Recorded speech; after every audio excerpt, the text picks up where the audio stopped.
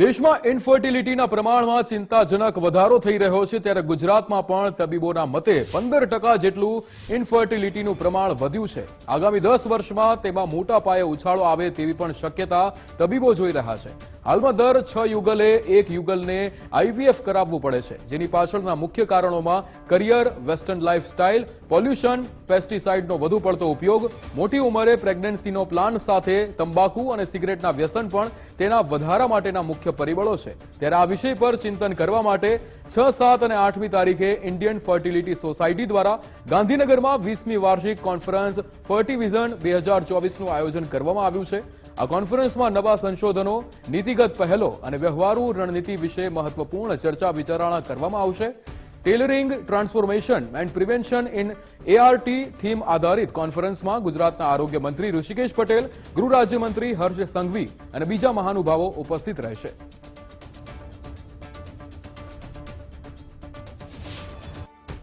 7-8 December Mahatma Gandhi convention centre ગાંધીનગરમાં આપણે યોજી રહ્યા છીએ, જેની અંદર 600 અથવા 600, 650થી વધારે નેશનલ ફેકલ્ટીઝ અને 30થી વધારે ઇન્ટરનેશનલ ફેકલ્ટીઝ અને જેની અંદર 3 દિવસનો પ્રોગ્રામ કે જેમાં શુક્રવારે અમારા સાયન્સમાં વર્કશોપ્સ એટલે કે એક સર્ટેન સબ્જેક્ટ એટલે કે આઈવીએફની અંદર પણ મેલ ઇન્ફર્ટિલિટી, આઈવીએફની અંદર પણ વધુ સમય ફેલ થતા દર્દીઓવાળી ફર્ટિલિટી, આનો એક સ્પેસિફિક સબ્જેક્ટવાળો ગ્રુપવાળો વર્કશોપ, આવા 16 વર્કશોપ છે।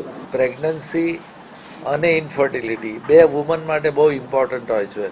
Highest death rate, maternal mortality rate is very high in India, કારણ કે that is not sanctioned or the insurance company is not paying a single rupee for that and the government is also not paying.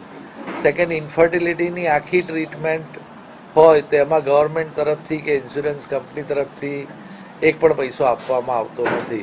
એટલે ઘણા couple એવા હોય છે કે જે લોકો ઇન્ફર્ટિલિટીની ટ્રીટમેન્ટ એફોર્ડ નથી કરી શકતા, તો એ લોકો ઇન્ફર્ટિલિટીની ટ્રીટમેન્ટ માટે આગળ આવી શકે એવો ગવર્મેન્ટે પ્રયત્ન કરવો જોઈએ।